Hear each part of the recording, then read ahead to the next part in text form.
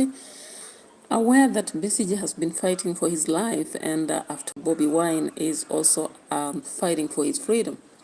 So after the elections that was conducted in Uganda, we are aware of Bobby Wine's mystery as he disappears into thin air, and people keep asking questions around him. Do you believe that Bobby Wine is still safe, or was he really arrested by Museveni's team? And of course, Muhoozi had posted a lot of scaring posts in relation to Bobby Wine after actually asking that Bobby Wine has to be white.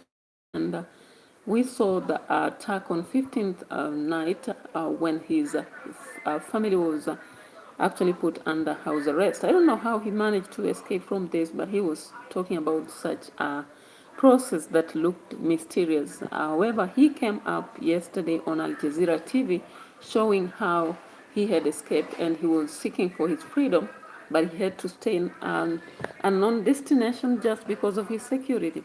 Of course, Al Jazeera is working in every other nation, so we might not tell where specifically is safe for the Ugandan army. If they trace him, then his life is in threat. Of course, looking at Besigye after the years of war with Museveni, he looks like a prawn. His skin is loose and looking quite old for his age.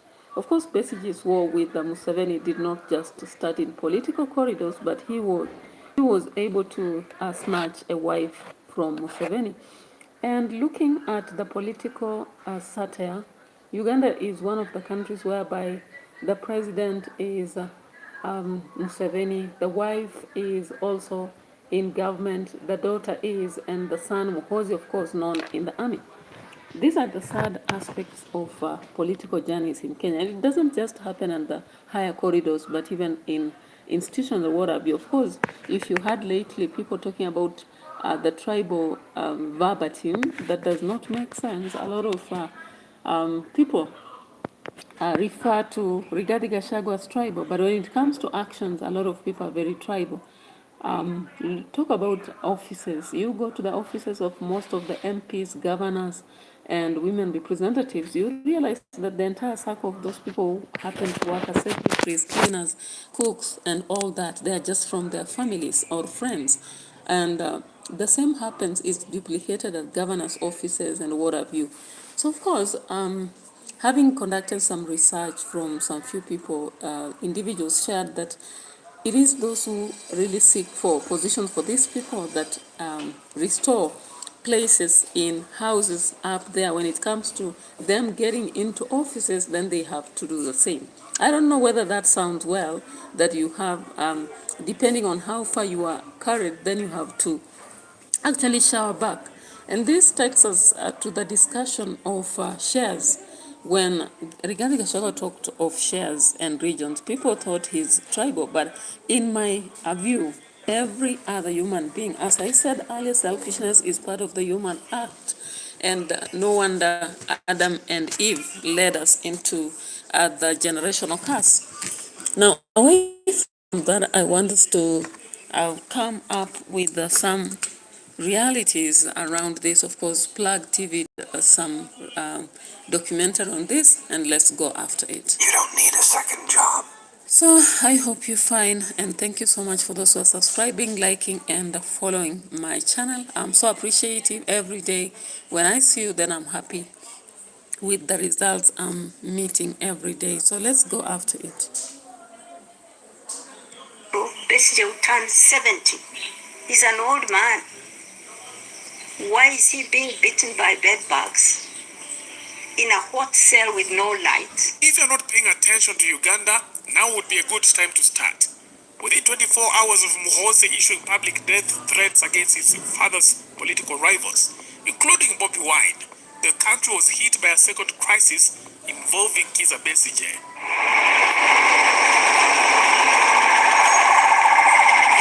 According to his party, the People's Front for Freedom, the veteran opposition leader is hospitalized in critical condition after falling ill again while in police custody. His party says he was rushed out of Luzira maximum security prison under the cover of night and taken to a private facility inside Bungolobi Village Mall. And the operation was tightly guarded to avoid raising alarms. However, by the time the con arrived under heavy guard, the secret was out. Prison spokesperson Frank Baine rushed to calm the situation, insisting Besigye had only been taken for a routine medical checkup and urging Ugandans not to panic. Of course, if there is a place that people can really keep secret that are not worth keeping, it's Africa. Whichever country it is, talk of Tanzania. Of course, you saw what happened at Mwananyamala Hospital and the death chaos and the massive graves and the suffering of the people. Such secrets don't deserve to be kept. Instead, people are supposed to come out in rampage and demand for justice. However, Africa is one of the nations where, as long as people are in power, they are worshipped even when they're conducting cruelties. So, I equate cruelty and power. Sometimes you have to equate justice and power. So it's about justice and injustice. The two words are used just the same, depending on who is using it. So if you look at what happened in Tanzania last year and now check on what is happening in Uganda, is there the best terminology you can use if not atrocity? I don't think so. So what are we talking about? So now, we are not just addressing the fact of Bobi Wine. Bobi Wine has been looted off leadership. But now when it comes to Besigye, why did it happen? So it is just clear that when it comes to Uganda, the only way to frustrate the opponents in political front is to make sure that they slowly diminish them from positions and maybe put them in prisons without charges. So let's look at this and for more details. Dr. Kizza Besigye is receiving appropriate medical care, consistent with the standard treatment provided to all inmates. According to official sources, his condition is stable and there are no indications of any serious deterioration in his health. However, his reassurance landed badly. The opposition flatly rejected it, saying Besigye was formally admitted and in serious condition. And to back their claim, the party released a photo showing Besigye visibly disoriented while in hospital. And for his wife, Winnie, she says since her husband fell ill, prison authorities have been denying him access to his private doctors. He wasn't even in a position to stand up straight, that he was shaking, he told me himself, and unable to walk without support. By the time we left after being treated, he was walking, but you could see that with difficulty. 6 prison warders were surrounding him, and they marched him down the stairs from the 2nd floor. I followed them up to the basement. Their cars were waiting for him at the basement. They bundled him in their pickup truck, one warder on one side, the other on the other side, him squeezed in the middle, and drove off. The person I sympathize with in the entire thing is the kids of Winnie and Winnie herself, because she faces the wrath of the nation and the bitterness of the cruelty that's being practiced right here. With this kind of selfishness, cruelty, of course, we don't expect any good treatment of Besigye, and leave alone the two. Maybe soon Bobi Wine will be facing the same. For how long does East Africa and Africa, for that case, undergo such situations? And of course, we have seen a track of record, the following of Bobi Wine, the atrocities, the cruelties on not just Bobi Wine himself, but the family. Under house arrest, of course, they have no right to leave or get into the home, and whatever activities they have to conduct are limited. When it comes to the forces who have been keeping them safe, they are no longer going to conduct their jobs as normal, because now the government is after them. You understand that freedom is a very important thing, but when it's limited as it is in the situation of Bobi Wine, it becomes a very hard problem. Of course, if you watched Tanzania very recently, you saw the Tundu Lissu aspect and you understand what went about. Now, Cameroon also had the same situation, and we had a case of Togo, and we had another in Burkina, not Burkina Faso, but other nations around it. Now, looking back in Somali and the other recent aspect of Nigeria, you understand the atrocities that have been going around. So it's clear that Africa is in a mess and, of course, bleeding for its children, but nothing can be done. Now, away from that, let's get back to Kenya and talk about ODM.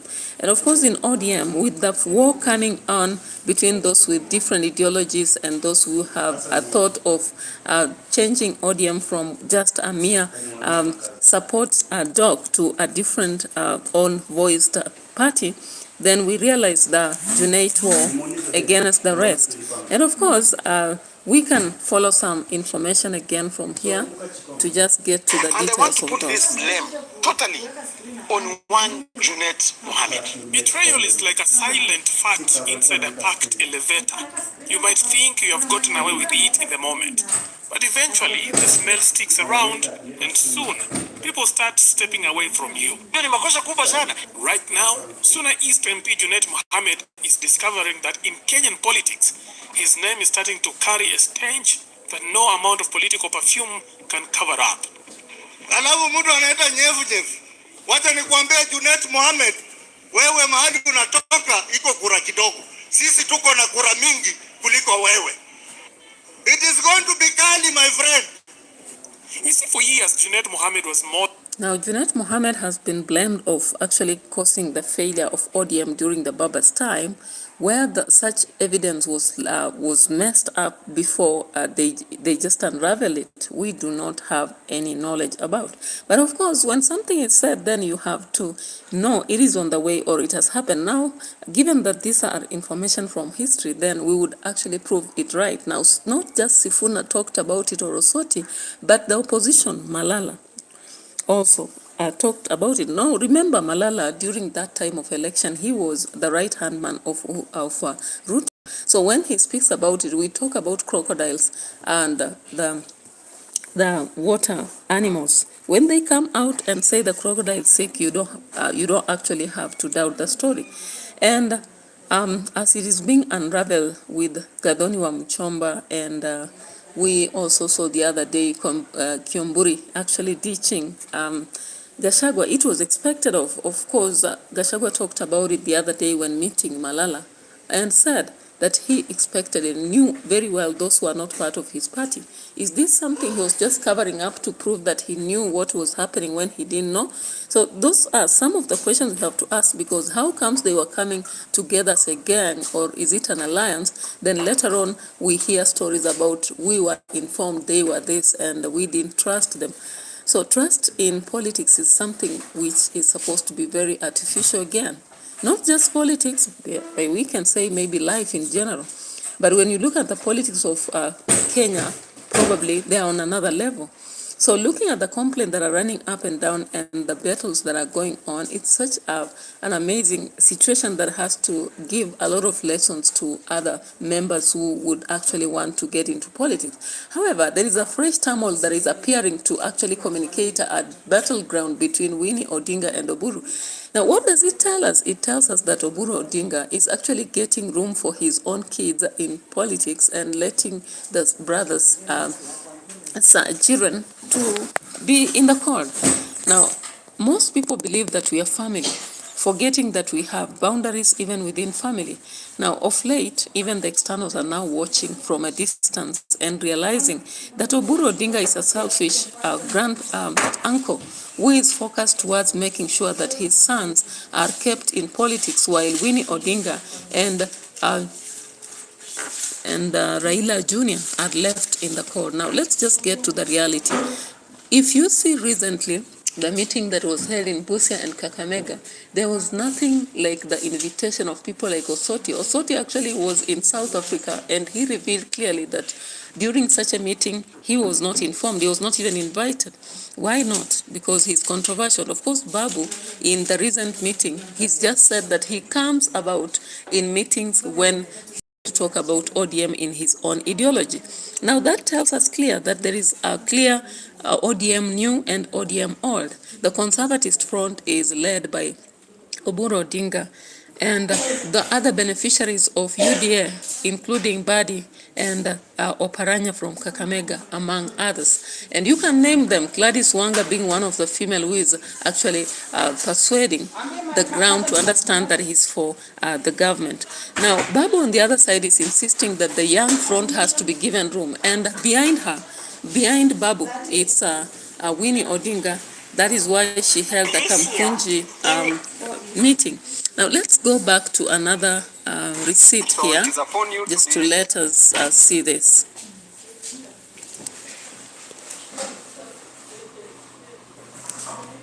To decide whether you want the weakest Joshua or the strongest Joshua. Africans like their warnings packaged as proverbs. One of the most brutal proverbs says that he who swallows a whole coconut must have absolute unwavering faith in the structural integrity of his honors. For years, it sounded like a fireside wisdom meant to kill boredom. However, inside ODM today, that coconut is proving remarkably difficult to digest. And the proverb is coming back to haunt the kingmakers with a vengeance. This is politics. We will play it as it comes because we are leaders who've been elected in this country. See, 3 months ago, following the death of Raila Odinga, the party didn't hesitate. They reached out for the nearest branch of the family tree and plucked Oburu Odinga. Of course, understanding the plucking as such, we saw clearly that the family did not agree with what the rest of the family, and especially Oburu Odinga, were doing. While they rushed into picking him as the party leader, the rest of the family were composed and inviting everybody else to their home. You realize that Winnie, not just Winnie Odinga, but Mama Ida, allowed anybody else from even the opposition to visit her home. Do you understand whether they had a private meeting with her kids? Sometimes as a woman, when a husband is lost, or rather dies, you take over the family and you understand that even though you have a brother-in-law or other people in the family, you are a family on your own. So Mama Ida actually had an understanding of this, and I really have seen a lot of people blaming her for focusing on her family alone instead of the general family. Sometimes the general family does not matter. It's about your family at the inner circle. The fact of extended family is not really working in Africa as it used to in past, because the assistance we receive from the extended family is so limited that we cannot guarantee our own reception, our own growth, our own, gains through the rest of the family members. Kipchandra, you said France is losses games to playing. It's people's minds, games playing. Okay, you are countryside, you are money. What are you saying? It's not very clear what you are trying to communicate here, but thank you so much for showing up on the channel and dropping a comment. So we are going on, and of course, recently, as Babu addressed that fact of leadership and the fact of CDC, I don't know why people are agitated and they're not actually rallying for that meeting. Because if they had to hold it, they would understand really if Babu is just making a lot of noise and antagonizing the rest of the leaders, or does he really qualify to become a worth leader within the corridors of ODM? And you heard clearly, there is a point whereby Babu said that he is bigger than Nyanza. He is also bigger than just the party. So he wants to be represented in Kenya, not just the party. So that clearly tells us that a person is not about the party, no, it's about themselves. Recently, Babu Wina was in an interview with NDINDI NYORO justifying that you can do a lot for your people if you plan for the money. You show the leadership by what you do to the people. You don't show the leadership by what you are saying. The verbal aspect is just one part of the story, but the action speaks more. What you do for the people matters more. And so Babu and NDINDI NYORO have actually turned a narrative that is really haunting a lot of leaders, including our own president, who is being haunted and trying to disapprove that by maybe walking around on Nyota programs, among others. Now, the split in ODM is something that we will not ignore. You have heard about Osoti and what he said. You've heard Simbarat calling the rest of them dogs. You've heard Wanga saying that they'll have to be in broad-based government, come what may. You've heard MBADI swearing. You've heard so many. I don't want to mention all of them. But the worst of it all is when it comes to Oburu Odinga, who is supposed to protect the children of his brother. Instead, he is protecting his own. And I want to show you some picture right here. Junet used to come. It comes from right here. I want you to see this. So Oburu Odinga seems to be protecting his own kids and pulling them into politics while he's letting the brothers' kids hang out there. Now, when you look at this picture, actually, and not just this, a lot of videos, you go to rallies where Oburu Odinga is, his sons, one of them here, and the other here, they have been consistently present in these rallies. Does it mean then that Oburu Odinga was just jealous or envious of his brother's, front in ODM and was waiting for an opportunity? That might be telling us something. Why is he actually letting Winnie Odinga out of this, or the brother, Junior? They are not appearing anywhere. So of course, as Babu Owino comes out to speak for the party and demand that he has to be a leader, he is supposed to be aware that leadership is taken in Kenya. In Kenyan corridors, leadership is taken and not given. So he must create a way. And of course, a large number of Kenyans are turning up to remind him of that. Let's see the last bit of the story. Of course, the war on Junet is just high, and I want us to see this.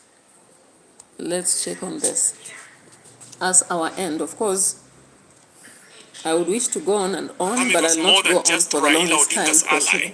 He was his echo. Wherever Baba stood, Junet wasn't far behind. But 2 years after the 2022 elections, his image as Raila's ride or die is falling apart very fast. Back then, many believed Raila had the presidency locked until the final hour flipped the outcome in favor of William Ruto. Now, Cleophas Malala is alleging that it wasn't just politics or numbers that brought Raila down. It was betrayal from within. When Raila died in India, in less than 24 hours, William Ruto had summoned Junet Mohammed to ensure that he hands ODM is handed over. Raila is replaced as the party leader in less than 24 hours. That is why you saw, of all the people who were mandated to go and bring Raila's body in India, Junet refused to go and bring his boss. Junet was not on the plane to go and bring Baba in India. The person who used to eat with you, the person who made his Luo people vote for you, yet you don't come from Luo. You refuse to go and bring Baba's body to transact with William Ruto on how Oburu, because he's old, he knows that Oburu is not energetic, to hand over the party. As you remember, Raila Odinga was replaced as the party leader even before his body landed at JKIA. What a betrayal! Even before Junet Mohammed and Gladys Wanga confirmed that indeed Baba has died, they had not even viewed the body of Baba. Gladys Wanga and Junet were announcing that Baba has been replaced. That means Baba was not in their hearts. They have all along been living a lie. Now, of course, this is not a statement that is just coming from Cleophas Malala, but on Saturday we saw that statement coming from Winnie Odinga. Winnie Odinga said when the bus driver died, the people who are sitting at the front rushed to push those who are sitting closer at the back, and they were actually already fighting over where the bus should be headed to. And she was trying to urge them, telling them to wait, tulia, and they are not ready to actually cool down. All they are doing is a selfish act of fighting for the positions. And of course, they understand very well that they don't have the muscle or the energy to fight in the ODM. And that's why they are quickly selling the party to UDA so that it becomes a part of UDA. And some of them, maybe, if they are actually seen as worshippers or babysitters or whatever, they'll be picked and be placed in government, maybe in some positions. That's exactly what is happening. And of course, having realized this, then there's a war that has happened between Winnie Odinga and the Oburu Odinga. Let's listen to Sifuna partly. Claiming Junet pocketed 500 million Kenya shillings meant for Azimio's polling agents. The cash allegedly came from Uhuru Kenyatta, but the agents never saw a cent. With no one on the ground to secure voters, or rather votes, or tally properly, Raila's campaign was left exposed and the defeat became all but inevitable.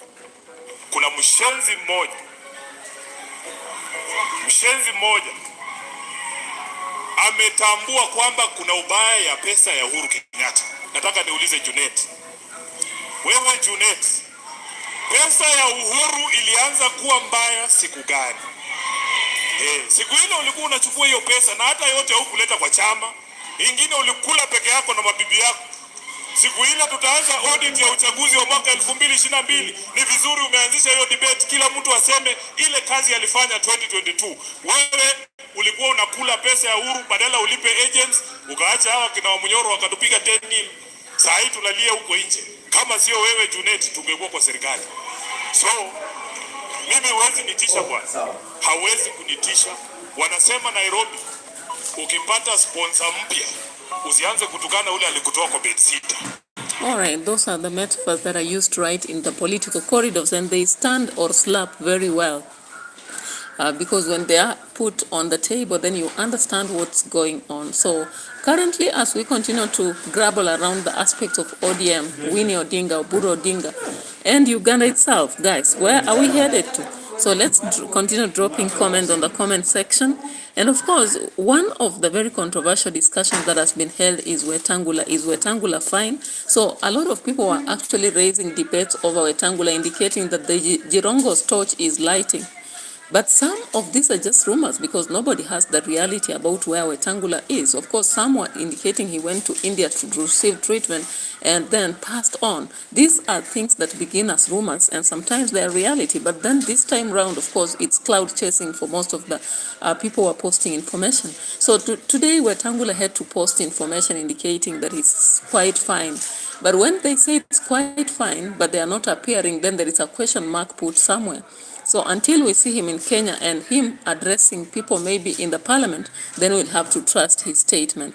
Otherwise, meanwhile, we are working on speculations and looking around to see whether the torch is really shining or whether it's a speculation and a wish from those who actually suspect that something is related between Wetangula and Jirongo. Otherwise, let's step and keep ourselves for every update every day. And of course, get back to our own edutainment for us and watch our other videos. Of course, I'll be on another video in the evening to do a political reaction. Otherwise, I really appreciate your presence on my channel all the time. I appreciate the comments you're dropping and the likes and views. Bye bye for now. Let's keep it real.